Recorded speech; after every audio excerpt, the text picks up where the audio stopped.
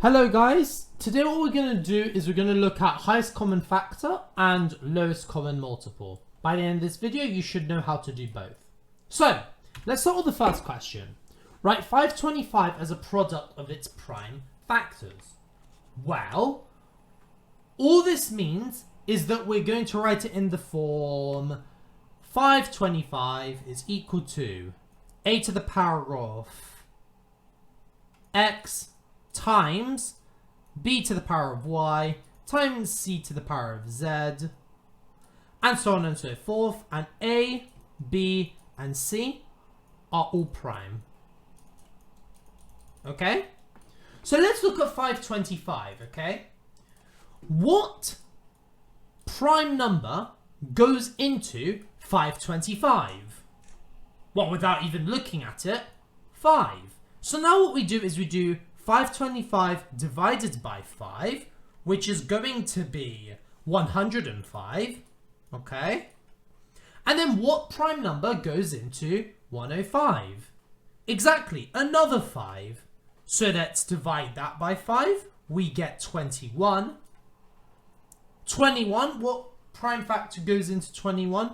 Oh, that's right, 7. So when we divide it by 7, we get 3. And then 3 is a prime number, so we can put 3. And what we're left with is 1. And over here, you can see that I have only prime numbers. Okay?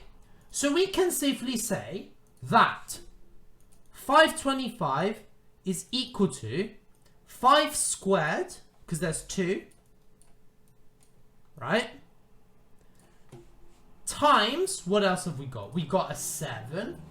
So we can say times 7. Times our last number which we have, which is 3. And that is our final answer. Is this video helpful? Make sure you subscribe, as 99% of people don't subscribe. Don't be one of the 99%. Be in the top 1% in all aspects of life. So now let's look at how we're going to look for the highest common factor using this exact principle I just taught. Here we have 140 and 245.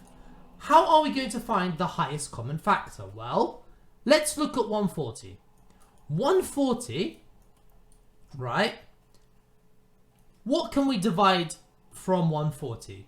We can divide 2 because it's an even number. 140 divided by 2 is 70. 70 can also be divided by 2. 70 divided by 2 is 35. 35 can be divided by 5. So what we're left with is 7. And then 7 is a prime number, so we're left with 1. So we can safely say that 140 is equal to 2 times 2 times 5 times 7. I know what you're thinking. Why didn't I just write 2 squared times 5 times 7? Because the first way is a lot easier to find the highest common factor. But this is also correct. Okay, what about for 245? So for 245, we got, what have we got? We can obviously divide it by 5. 245 divided by 5 is equal to 49. Oh, we got 49. What can that be divisible by? That's right. It can be divisible by 7 to be 7. And then 7 again to be 1. So we can say that 245 is equal to 5 times 7 times 7. Or 5 times 7 squared. Also correct. Now, let's look at what 140 and 245 have in common. They have a 5 in common. They have a 7 in common, right? So we can say that the highest common factor is equal to 5 times 7, which is equal to 35. And that is our final answer.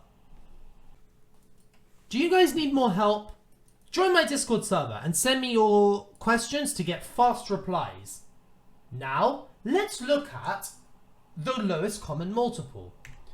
Buses to Action leave every 24 minutes. Buses to Barton leave at the same bus station every 20 minutes. A bus to Action and a bus to Barton both leave at 9 AM. So when will the bus to Action next leave the bus station? Well, the first thing we need to do is to find the highest common factor. Let's go for 24 first.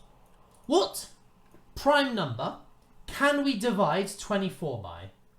Exactly, we can divide it by 2, because it's an even number. When we divide it by 2, we get 12. What prime number can we divide? We can divide by 2 again.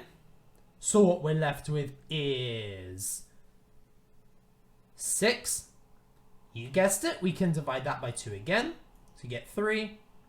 And then we can divide that by 3 to get 1. So we can say that 24 is equal to 2 times 2 times 2 times 3, or 2 cubed times 3, as a product of prime factors. For 20, it's the exact same thing. We're going to divide by 2 to get 10. We can divide that by 2 again to get 5. And then we can divide that again by 5 to get 1. And so we can say 20 is equal to 2 times 2 times 5, which is equal to 2 squared times 5. Okay. Great. The highest common factor is going to be what they have in common. So what do they have in common? Well, we have a 2 here and a 2 here. We have another 2 here and we have a 2 here. And so we can say that the highest common factor is going to equal 2 times 2, which is what we have. And that's just going to equal 4. Okay?